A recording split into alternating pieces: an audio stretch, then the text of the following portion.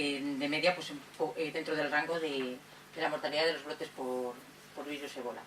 Actualmente los países afectados son Guinea-Conakry, Liberia y Sierra Leona, y Nigeria y Senegal han presentado casos que ahora explicaré la situación particular, pero que en principio la idea de que sean considerados por la OMS países libres de ébola, pues está, ahora os explicaré por qué, está muy cerquita.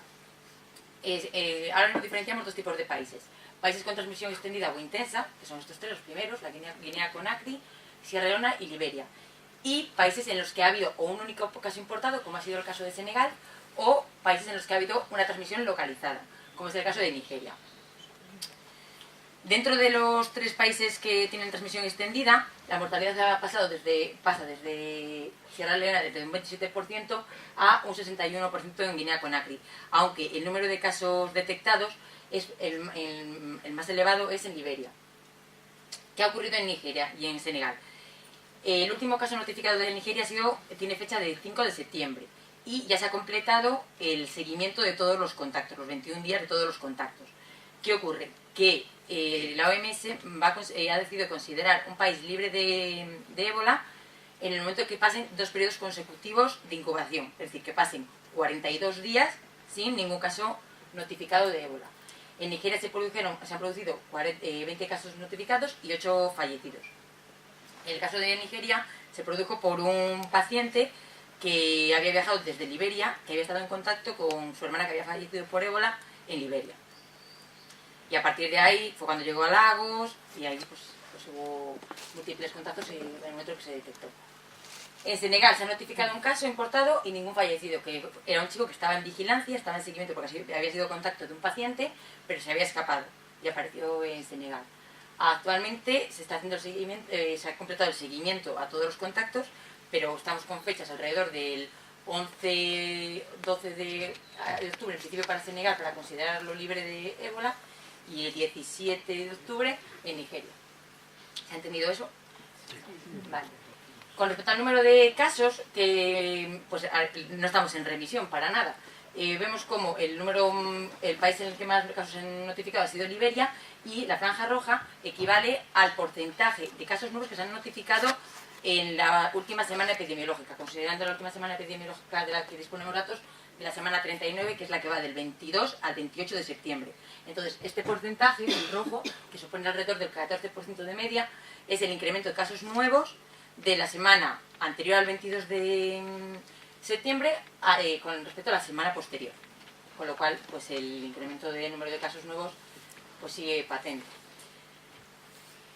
Con respecto a la evolución temporal de la onda epidémica, este gráfico podría llevarnos a engaño porque si veis, en principio parece que se han reducido el número de casos, pero la OMS ha declarado que hay una evidencia demostrada de que, sobre todo en Liberia, hay una infranotificación ahora mismo de casos nuevos.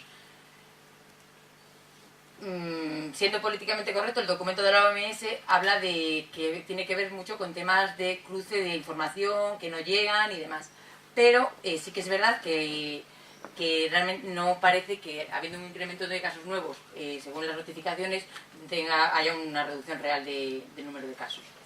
Estos mapas os muestro para que veáis la evolución desde el 7 de agosto que ha habido en el número de casos notificados. Vemos como el 7 de agosto los circulitos rojos hacen referencia a los casos confirmados en los 7 días anteriores y los círculos azules hacen referencia a la localización de todos los casos confirmados hasta ese momento en las diferentes zonas de los 3 países implicados fundamentalmente. Vemos como el número de círculos rojos va en aumento a fecha 29 de agosto. En principio parece que el 16 de septiembre los datos hay como una remisión que se ha asociado al tema de la infranotificación, y con fecha 3 de octubre nos vuelve a pasar que hay un incremento del número de casos notificados, con lo cual no estamos para nada en un descenso del brote. Paralelamente, el 26 de agosto, el Ministerio de la República Democrática del Congo notifica a la OMS que existe un brote de virus ébola en la provincia de Ecuador. En ese momento hay un planteamiento de si es la continuación o que se ha extendido el brote de África Occidental. Todo esto surge a partir de un estudio, de un registro de datos de aproximadamente 600 casos de gastroenteritis febriles entre el 28 de julio y el 18 de agosto. A partir de ahí, con la situación que teníamos en África Occidental, se comienza una investigación conjunta entre la OMS, el Centro de Control de Enfermedades de Atlanta y Médicos Sin Fronteras, junto con el Ministerio del país, en el que concluyen que de esos casos, 24 correspondían a enfermedad por virus ébola, de los cuales 13 habían fallecido. Y dentro de la investigación epidemiológica se encuentran con que, yendo hacia atrás, el 11 de agosto había fallecido una mujer que parece ser el caso índice, una mujer embarazada que había estado preparando carne de caza preparada por su marido y que había fallecido por una fiebre hemorrágica, en principio sin identificar. Se indaga la situación, que por eso se establece que es el caso índice, y debido a las costumbres funerarias del país, es una mujer embarazada, no la pueden enterrar, hacen una cesárea post-mortem, sacan al feto, lo manejan pues a nivel quirúrgico, en el sepelio, y al final aparecen personal sanitario y personas que habían acudido al sepelio como afectadas y algunos fallecidos. Con lo cual parece que este fue el caso índice de este segundo brote que tenemos en este momento en paralelo en África. De este brote, los últimos datos de los que disponemos, a 28 de septiembre, parece que ha habido 70 casos, de los cuales 30 se han confirmado y la letalidad está en el 60%. Actualmente se están siguiendo casi 300 contactos y lo que sí que es verdad es que ha estado localizado y no se ha salido de la provincia de Ecuador, de la República Democrática del Congo. Se ha hecho una secuenciación genética de los dos virus ébola, que los dos son dos virus ébola Zaire, y después de analizarlo, parece ser que el virus son dos virus ébola Zaire, pero de linajes distintos, y que no hay relación epidemiológica entre ellos. De manera que, en principio, los dos brotes no estarían relacionados, aunque en el tiempo ha coincidido.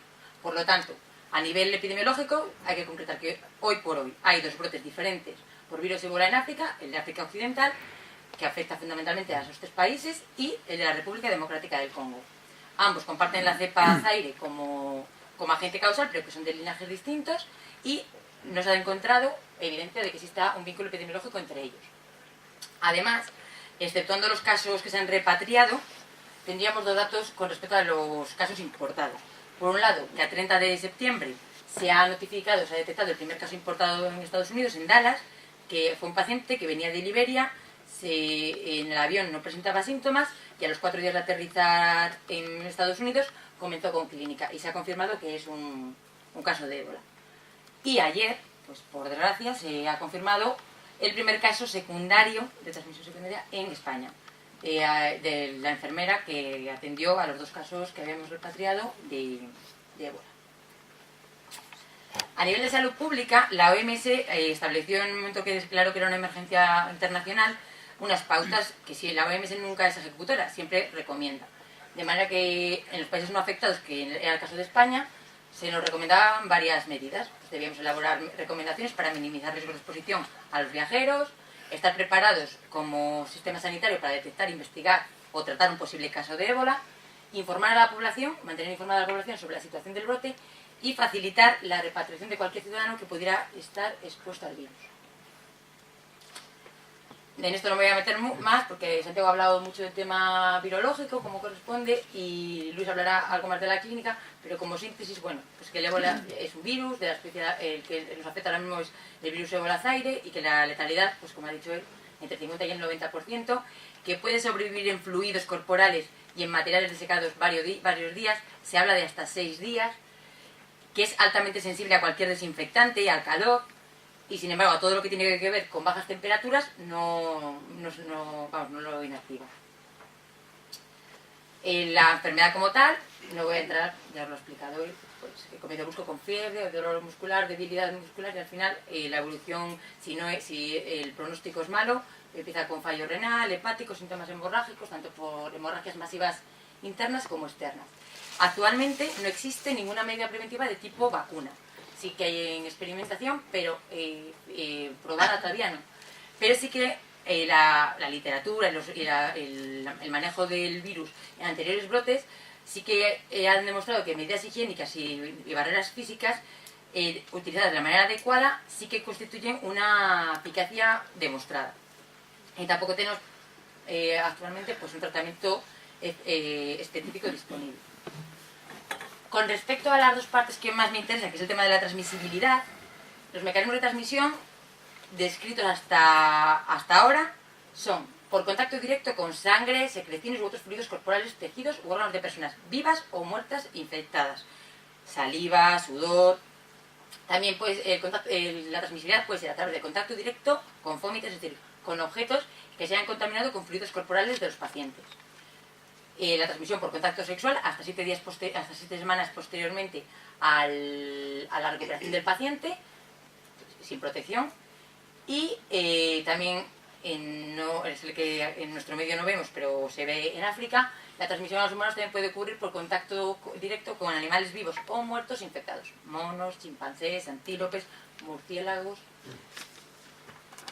Datos importantes de la transmisibilidad. El periodo de incubación puede variar, que lo habréis oído en múltiples noticias de prensa y demás, entre 2 y 21 días. El inicio de la transmisibilidad está muy relacionado con la viremia, es decir, alguien es mucho más infectivo cuantos más días pasen con la clínica. Los primeros días que empieza con clínica es transmisible, empieza a ser transmisible, y a medida que avanzan los días es mucho más.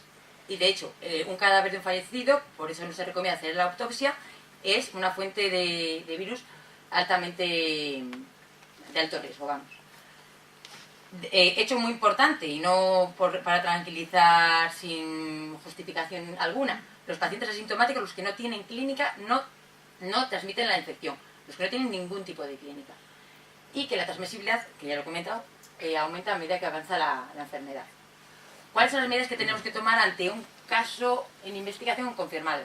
Teniendo en cuenta que el caso de investigación es aquel que cumple criterios clínicos y criterios epidemiológicos.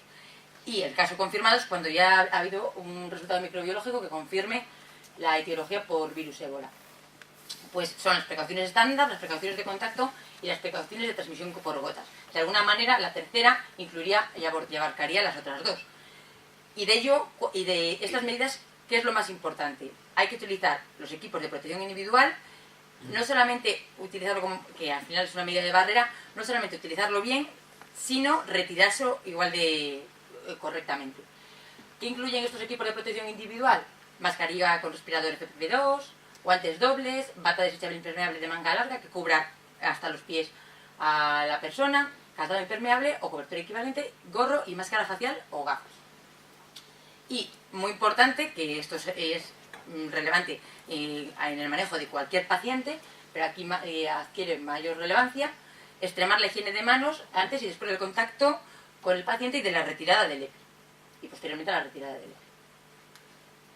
¿Qué otra medida podemos tomar para cortar o reducir la probabilidad de riesgo? Porque ya sabéis que los riesgos en medicina, el 0 y el 100%, pues no existen. Entonces, estas medidas sirven para reducir al mínimo posible el riesgo de transmisión. El aislamiento del paciente, el aislamiento estricto. Para ello, desde el momento que se sospeche que el paciente puede ser un caso de enfermedad por ébola, debe llevar una mascarilla quirúrgica puesta desde el momento inicial. Tiene que estar en una habitación con puerta cerrada, con acceso restringido a personal esencial, es decir, el que necesite para su atención. Tiene que haber un registro de las personas que entran en contacto para hacer luego el seguimiento de los mismos. Se debe utilizar instrumental médico de bioseguridad de uso exclusivo y en el caso de necesitar, o sea, de utilizar algún material que sea reutilizable, someterlo a procesos de esterilización adecuados. Y todos los residuos que se generen del paciente se deben manejar como residuos sanitarios del grupo 3, que son residuos sanitarios de alto riesgo. ¿Qué definimos por contacto? Me faltan 2 minutos, ¿no? Contacto de alto riesgo. Bueno, pues básicamente contacto de alto riesgo es aquella persona que de alguna manera entra en contacto con el paciente sin el equipo de protección individual correcto o bien puesto. ¿En qué situaciones? Pues uno en contacto próximo, con una distancia inferior a 1 metro del paciente. Si el paciente está vomitando, tosiendo, sangrando, con diarrea. Cuando se mantienen relaciones sexuales sin preservativo en pacientes que ya se han recuperado, pero en las 7 semanas posteriores a la recuperación. Cuando tengo contacto directo con ropa de cama, vómitos contaminados con fluidos corporales del paciente sin el EPI apropiado. Cuando existe un riesgo biológico a través de una herida percutánea o con exposición a mucosas a través de fluidos corporales del paciente, o en el caso de los laboratorios, en el manejo de las muestras de laboratorio si tengo exposición a los fluidos corporales del paciente. En la atención sanitaria, cualquier persona sanitaria que atienda a un paciente sin el EPI apropiado se considera contacto de alto riesgo. Además, el contacto con el cadáver de una persona fallecida o con ropa o fómites del cadáver sin el EPI apropiado es igualmente contacto de alto riesgo.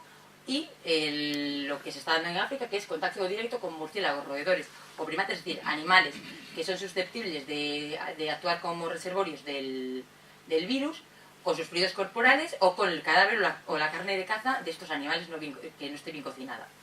Y en el caso de los aviones, cuando ha habido un paciente con clínica, con sintomatología de enfermedad por ébola y ha viajado en avión, se consideran contactos todas aquellas personas, todos aquellos viajeros que han estado en más o menos un sitio, un asiento alrededor de él. ¿Qué se considera contacto de bajo riesgo? Personal que ha tenido contacto directo con el paciente, pero con el EPI bien puesto y bien retirado. O ha tenido contacto con los fluidos corporales, pero con el EPI, con el equipo de protección individual, correcto. ¿Y qué se considera un contacto sin riesgo? Aquella persona que ha tenido un contacto ocasional, que ha coincidido en el mismo espacio físico con un paciente con ébola, pero que no haya tenido contacto físico directo con él, ni con los fluidos corporales, ni con ningún material potencialmente infeccioso. ¿Qué hacemos según se trate de un tipo de contacto u otro? Con el contacto de alto riesgo se tiene que hacer una vigilancia activa. Esto quiere decir que hay que contactar los 21 días siguientes al último momento de exposición con el paciente infectado por el virus del ébola. Hay que contactar 2 veces al día para comprobar la temperatura y la presencia de alguna sintomatología que nos pueda hacer pensar que se trata de una infección por virus ébola. Este tipo de vigilancia no requiere una restricción física ni de trabajo, es decir, el paciente, mientras esté sintomático, el contacto no está transmitiendo el virus, por lo tanto lo que hay que hacer es vigilar bien la aparición de sintomatología y la aparición de fiebre. ¿Qué es lo que se recomienda? Que como el periodo de incubación puede variar entre 48 horas y 21 días, sí que se recomienda que a los contactos que han estado próximos a un paciente o que han tenido un contacto próximo con un paciente con ébola, se le recomienda que no viaje pues, a grandes distancias, en transporte público y tal, durante esos días que puede durar la incubación del virus.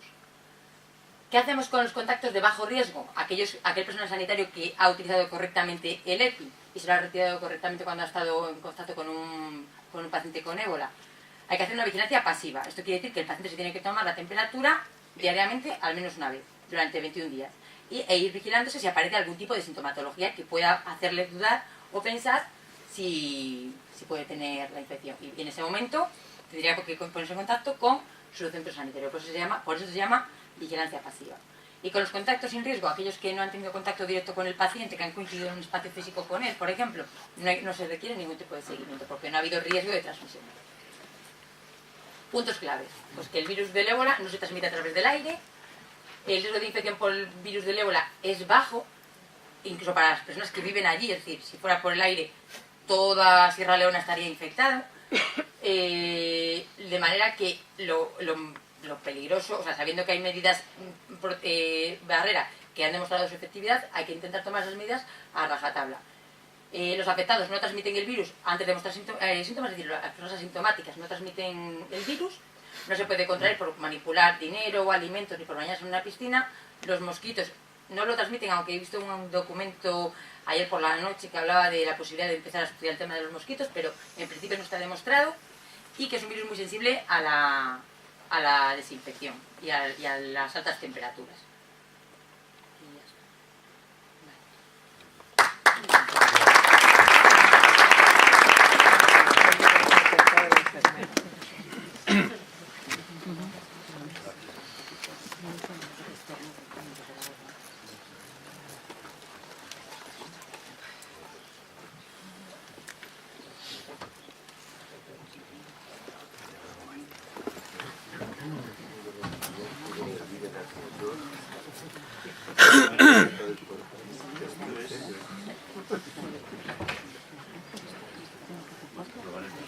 Bueno, pues buenas tardes a todos.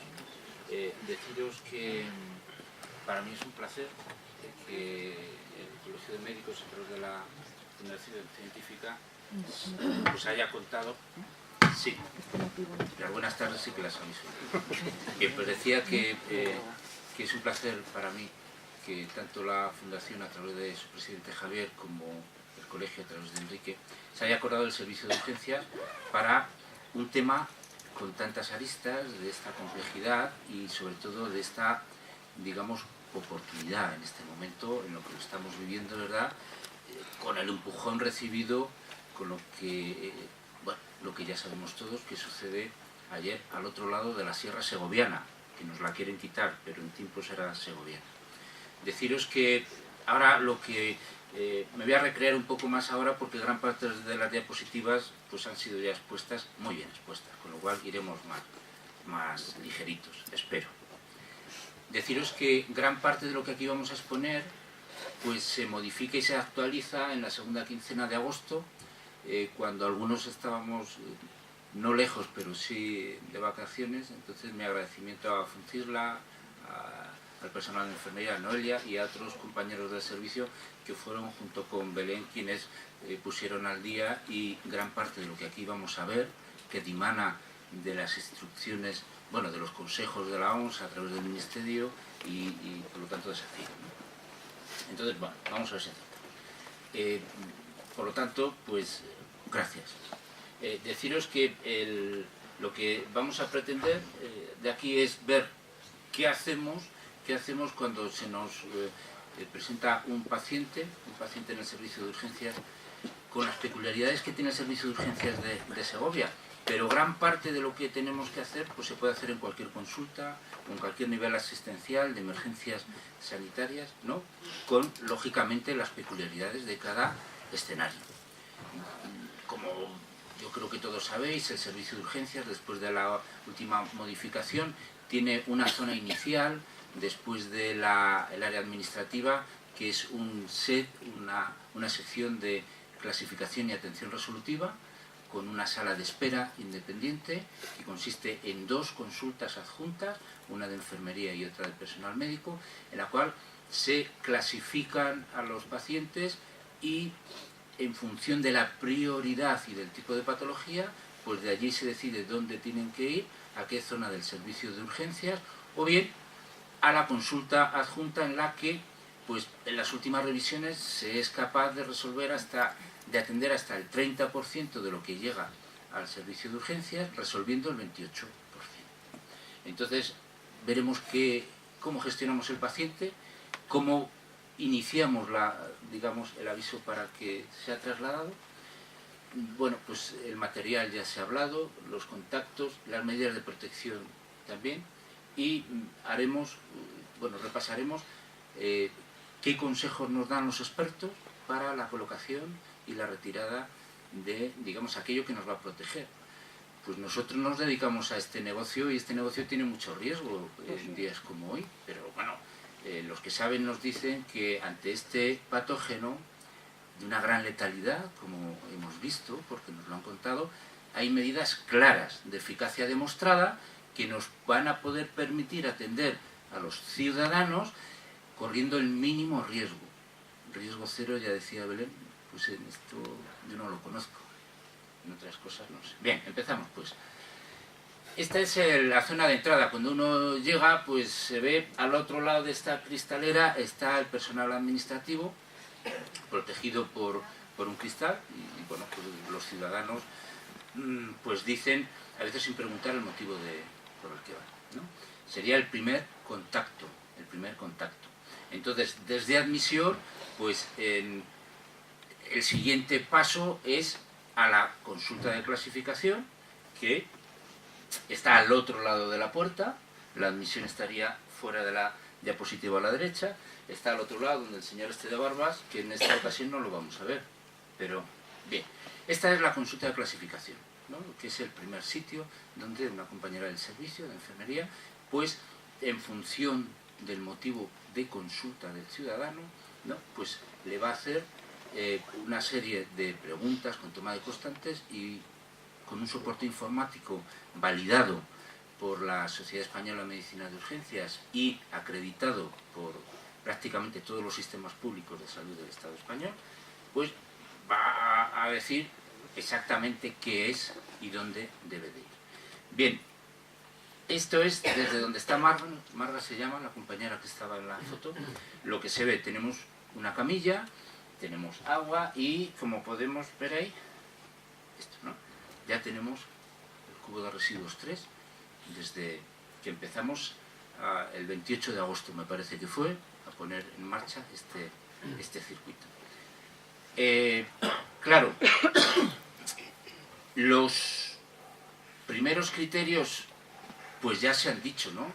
Esto es una enfermedad con una pues, letalidad enorme, que tiene unos criterios clínicos, digamos, muy de andar por casa, pero que debemos de, como decía Santiago, dentro del sentido común, en la intervención previa, pero hombre, debemos de ajustarnos, ¿no? La fiebre, cuando empezamos a trabajar en los modelos previos de recomendaciones de protocolo, hablaban de 38,3, me parece, ahora lo han subido a 38,6, bien. Y uno de los demás, ¿no? Pues que ya se ha hablado, pues como un cuadro viral, en principio, ¿no? De los que todos vemos. Claro, si además se añade cualquier forma hemorrágica o el fallo multiorgánico, pues tiene bastante pinta. Esto es un añadido del 16 de septiembre, me parece. Bueno, en nuestro medio es poco probable que este ítem, pero bueno, está recogido cualquier persona que no sepamos, ¿no? Una muerte repentina y que además se acompañe del necesario criterio epidemiológico. Pues el criterio epidemiológico son de dos tipos. Uno, haber estado en las zonas que ya han sido ilustradas y que vanamente yo traía imágenes de mucha menos categoría que las previas, con los cuales, bueno, donde pues hoy veía cómo están, ¿no?, los últimos resultados, que también han sido vistas, y estas son las ciudades de la República Democrática del Congo. Entonces, pues tenemos que preguntar, claro, no es lo mismo tener fiebre con un cuadro viral y venir de mi pueblo que estar con un criterio epidemiológico claro como el que aquí se dice. Cuando esto empieza había otros países también. Al principio, por ejemplo, Mali estaba. Pues se ha ido quitando a medida que se ha ido circunscribiendo y conociendo más de dónde viene. Bien. Nos parecía que esto podía ser algo alejado de misiones o de cosas de bárbaros, pero desgraciadamente pues ya ayer pues tenemos, bueno, pues casos de transmisión secundaria. Bien. Cuando tenemos el criterio clínico más el criterio epidemiológico, que esto normalmente con las preguntas de clasificación se va a llegar a la conclusión en la consulta de enfermería de las dos que decimos, ¿no? Pues hay que activar, ¿no? Hay que activar lo primero es la protección del personal, ¿no? Entonces la enfermera tiene que ponerse el equipo de protección individual que tiene, pues, a su mano derecha, abajo en su mano derecha en un armario. Y ahora, un poquito más a la derecha, tiene mascarillas quirúrgicas, que es lo que ponemos al paciente. Mascarilla quirúrgica que ya no dejará al paciente bajo ningún concepto. Mascarilla quirúrgica, en principio.